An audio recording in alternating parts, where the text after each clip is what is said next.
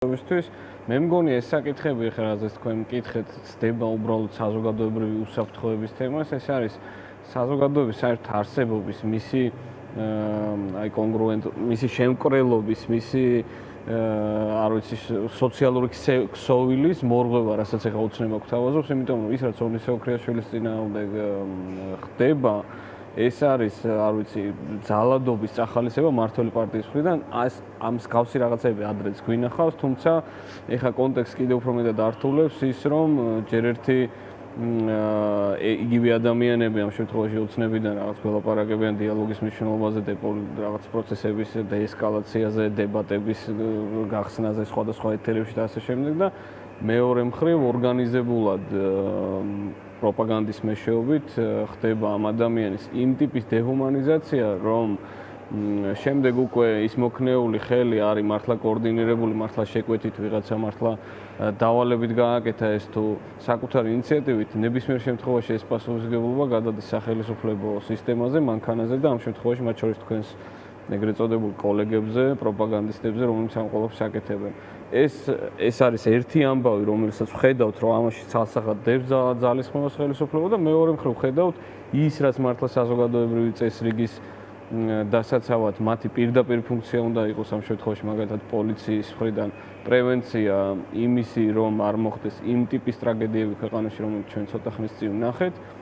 ამისთვის სრულად მოუმზადებელია, დისფუნქციურია სისტემა იმის გამო, რომ პოლიციელებს აქვთ სხვა ტიპის პოლიტიკური ამოცანა დასმული, იმ დროს, როდესაც ამ ახალგაზრდას კლავდნენ იქვე ვერაზე, დაბლა რუსთაველზე, პოლიციელები, არ ვიცი, ისხდნენ და რეალურად უთვალთვალებდნენ პროტესტის მონაწილეებს, არ ვიცი, ხედან ამ დროს მანქანებში, TikTok-ს სკროლავენ, არაფერს არ აკეთებენ რეალურად. ხო, ეს ამად იქცა ქართული პოლიცია სამწუხაროდ.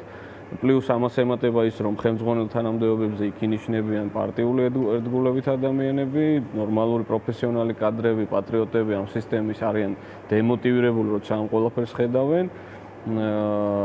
ხედავენ მათ შორის იმასაც ეს საერთოდ სიახლეა, რომ არ ვიცი, ოჯახურ ძალადობას ბრალდებული ადამიანები მუშაობენ პოლიციაში, ხო და რაღაც სამაჯურით გადაადგილდებიან ამათივე სასამართლოს მიერ გამიღებული გადაწყვეტილებებით. ამ უბრალოდ ეს დისფუნქციურობა ერთადერთ რამეზე გვაფიქრებს, რომ მომავალშიც გარდაულად მოხდება მსგავსი ტრაგედიები, რის შესახებ უკვე პასუხისმგებლობა იქნება მათ შორის იმ ადამიანებზეც, რომლებმაც ამ სისტემის გამოცვლისთვის ყველაფერი უნდა გავაკეთოთ. იმიტომ რომ ფაქტია, რომ ეს სისტემა უბრალოდ გარდაუვალად მისი შინაარსიდან გამომდინარე დაკავშირებული იქნება მუდმივად ასეთ ტრაგედიებთან. ეს იქნება არწესრიგთან დაკავშირებული ქუჩაში მომხდარი ამბები, ეს იქნება კრიმინალთა შეზდილი რაღაცა გარჩევები, თუ ეს იქნება ბუნებრივი კატასტროფები, რომელიც ასევე ვნახეთ ამ დღეებში. ხო, რომ გადავრჩით თელავში ამ შემთხვევაში. მადლობა გიორგი, დაგიბრუნდები აუცილებლად. აი გიორგის კითხავთ ახლა სწორედ ამას, რომელიც წარმოადგენს თავისუფლების მოედანს. გიორგი, რა სიტყვით თქვენ, ანუ ეს რა შესაძლებლობაა? შეიძლება თუ არის თუ არა სწორია, თქვათ რაღაც სხვა ალტერნატივად, სხვა ალიანსის ალტერნატივად გარკვეულწილად აღქმა ამ ჯგუფის, რომელიც შედგება კონკრეტული სუბიექტებისგან, ვახსენეთ ეს ვინ არიან, მათ შორის თქვენი ძალაც არის თავისუფლების მოედანი. რა სიტყვით, აი რა პროცესი მიდის ახლა?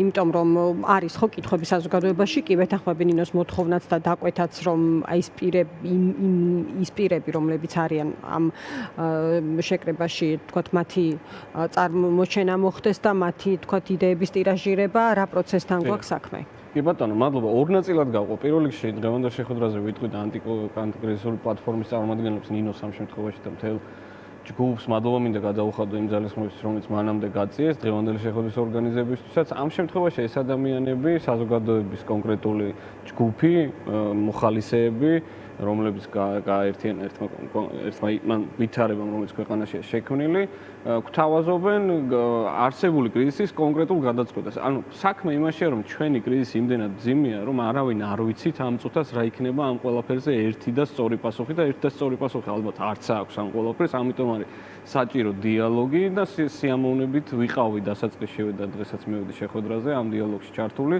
გონია რომ იმისთვის რომ ცვლილება შედგეს და რაც მთავარია ცვლილების შემდგომ ქვეყანას შევქმნათ რაღაც იმ ტიპის მყარი მექანიზმები, რომელიც შემდეგ დაიცავს ქვეყანას ავტორიტარიზმის კამბექისგან და უკან დაბრუნებისგან, ხო? მგონია რომ ამ მიმართულებით ბევრი აქვს ამ ხალხს ნამუშევარი და ყველა ეს იდეა საინტერესოა თავისთავად. ეხლა როგორი იქნება ჩვენი ცალკეული პარტიების ამ აი კონკრეტულ საკითხებზე პოზიცია ამ წუთას არ ვიცით, მოვისმინეთ დღეს, თუმცა არის ბევრი საინტერესო მოსაზრება, რომელიც როგორც ერთი მხრივ ცვლილების მობილიზაციისთვის თუ ცვლილების ირგვლივ ადამიანების და პარტიების მობილიზებისთვის არის საინტერესო და მეორე მხრივ კიდევ უფრო საინტერესოა ის იდეები და ის დოკუმენტი, რომელიც მომზადებულია, როგორც უკვე ვთქვი, აი ცვლილების შემდეგ რა უნდა გაკეთდეს სწრაფად. რაც შეეხება მეორე ნაწილს, მე მგონი მნიშვნელოვანია, რომ ხშირად ჩდება ეს კითხვა მოედანთან დაკავშირებით. არჩევნებზე?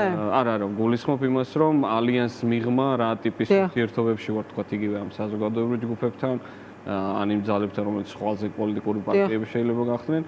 და რატო ვაკეთებთ ამას? პირველ რიგში იმიტომ, რომ არ ვიცი, ორგანულია ჩვენთვის ველაპარაკოთ ყველას, მეორე მხრივ დაახლოებით ყველაფერს თავი დავანებოთ გამოცდილება, რასაც ეს ადამიანები გადიან, სულ ახალხანს გავიარეთ ჩვენ და სიამოვნებით უზიარებთ ამ გამოცდილებას. ეგ არამს და არამს არნიშნავს იმას, რომ ალიანსში ჩვენს ყოფნას რაღაცნაირად ამ წუთას ეჭქვეშ ვაყენებთ. პირიქით, თუ გვინდა რომ საბოლოო ჯამში აი ელენეს იდეაც ხო ამას გულისხმობდა მათ შორის, ხო? კიდევ უფრო დიდი გაერთიანება რომ შედგეს და ამ აზრით ალიანსიც პრინციპულად მის ადამფუძნებელ დოკუმენტი ამბობს, რომ ჩვენ ღია ვართ სხვებთან თანამშრომლობისთვის და თუ მოედანს ანუ ალიანსი კი არ გამოიყოთ, პირიქით ალიანს შემოვართ. ხო, არა, თუ მოედანს აღმოაჩნდება რესურსი, რომ იმუშაოს ყველასთან, რომლებიც ამ იდეების ირგვლივ გაერთიანდება და ეს ფორმალურად ალიანსში გაწევრიანება იქნება, თუ ალიანსის და სხვების იდეების და პოზიციების დაახლოება იქნება, ამას ვაკეთებთ. ჩვენ სიამოვნებით გონია, რომ ეგ არის სწორი გზა, ეს არის ჩვენი კონკურენტული უპირატესობაც, ასე ვთქვათ, რომელიც უბრალოდ ვითარებამ მოგვცა იმ თვალსაზრისით, რომ ჩვენ არ გვაწევს სიმძიმე კონფლიქტებისა ერთმანეთთან, ჩვენ თანაბრად კარგად თანამშრომლობთ როგორც რაღაცა ტრადიციულ პოლიტიკურ პარტიებთან, ისე ამ ახალ ჯგუფებთან. და როგორ ფიქრობთ, ამ მხრივ ფუნქციურია ალიანსი? თქვენ საუბრობთ თქვენ მიდგომაზე კონკრეტულად, ხო? ალიანსის ფუნქციონირებაზე რა შეგიძლიათ რომ თქვათ? ალიანსთან დაკავშირებით ნახეთ თქვენ ალბათ ნიკა გვარამიეს განცხადება სულ ცოტა ხნის წინ, ალიანსის ფუნქციურობა და ის ტემპები, რომელთაც ალიანსი მუშაობს, შეიძლება ვიღაცისთვის არ იყოს დამაკმაყოფილებელი. ეს გამოწვეული იყო ბევრი სუბიექტური ფაქტორით, ნაკლებად ობიექტურით, მგონია რომ ეს სუბიექტური ფაქტორები მოიხსნება, თუმცა აქ მე მგონი სწორი იქნება რომ მოლოდინების კალიბრაცია მოხდეს ალიანსთან დაკავშირებით საზოგადოების მოლოდინები არ უნდა იყოს ისეთი რომ ეს არ არის ერთი სუბიექტი ბუნებრივია რომ იქ მუდმივად იქნება რაღაცა განსხვავებები არა სტრატეგიულ საკითხებზე არამედ ტაქტიკაზე არამედ თქვა კამპანიის შინაარსებზე და ასე შემდეგ. აი არჩევნების საკითხი გიორგი ამაზე რა სიტყვით რაზეც ელენე ლაპარაკობს რომ ხარს უჭერს ყიფიანის ინიციატივას და დასმულ ამოცანას მთელი ოპოზიციის კონსოლიდაციის შესახებ თავისუფალი და სამართლიანი არჩევნების გარშემო. ეს გასაგებია, რასაც ითვალისწინებს, ეხა ყიფიანის მოსაზრებებს დარწმუნებული ვარ, კარგად იცნობს საზოგადოება. თქვენც ხართ ამ პლატფორმაში იმ შეხვედრის მონაწილე, სადაც იყო კრიზისიდან გამოსვლაზე საუბარი და ამ გზებზე და ასევე ხართ ალიანსის წევრი, რომლის პოზიცია ცნობილია არჩევნებთან დაკავშირებით. აი ამაზე რა შეგიძლიათ რო თქვათ? მე ვერ ხედავ წინააღმდეგობას ამ რაღაცას შორის, ალიანსშიც არავის არ უთქვამს, რომ ვინმე იქ არის ბოიკოტისტი, არ არის ასე, ალიანსი ცდილობს და მისი ცალკეული პარტიები და ჯამურად ალიანსი, რომ მივიღოთ იმ ტიპის რეალობა წინასაარჩევნო, რომელიც არჩევნებს და არქმევს მართლა არჩევნებს, თუნდაც მინიმალური სტანდარტებით და არა რაღაცა ოცნებისთვის შექმნა რაღაცა ანტურაჟს, რომელიც უბრალოდ გაუხანგრძლივებს მას ძალაუფლებას, ხო? იმისთვის რომ ეგ ვითარება დადგეს და შესაბამისად ჩვენ მივიღოთ თუნდაც იმ 6 პუნქტზე, რომელზეც ალიანს შეთანხმება გვაქვს, თანხმობა ოცნებისგან და ეს ყველაფერი რეალიზდეს, ამისთვის საჭიროა აი უფრო ფართო მუშაობა ვიდრე კონკრეტული ამ შემთხვევაში ალიანსში გაწევრიანებული სხვა პარტია და ელენეს იდეა ამასაც გულისხმობს. მუშაობა ვისთან?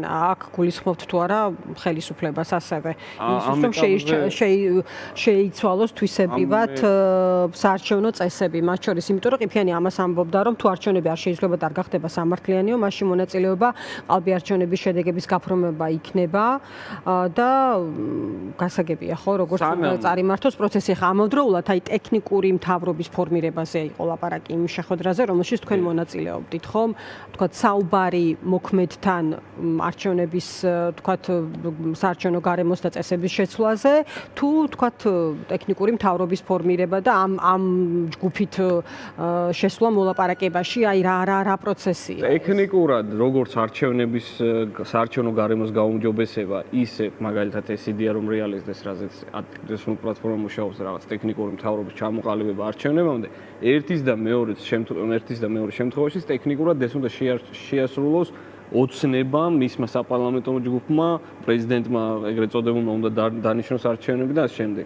მაგრამ რა პირობებით და რა მანდატით და რა ლეგიტიმაციით და რა სასტარტო ვითარებით შედიხარ მასთან ამ მოლაპარაკებებზე, მე მგონი ეს ძალიან პრინციპული საკითხია, იმიტომ რომ დღეს ოცნებასთან ნებისმიერ დიალოგის ცდელობა ეს არის უბრალოდ, არ ვიცი, ტაქტიკურადაც ხარაკირია და ამას რო თავი დავუნებ და მეორე მხრიდან მიიღებ უბრალოდ დაცინვას, მის რაღაცა წარმოდგენას საკუთარ ძლევამოსილებაზე კიდევ და თქვენ რა ტაქტიკით გინდათ შესვლა?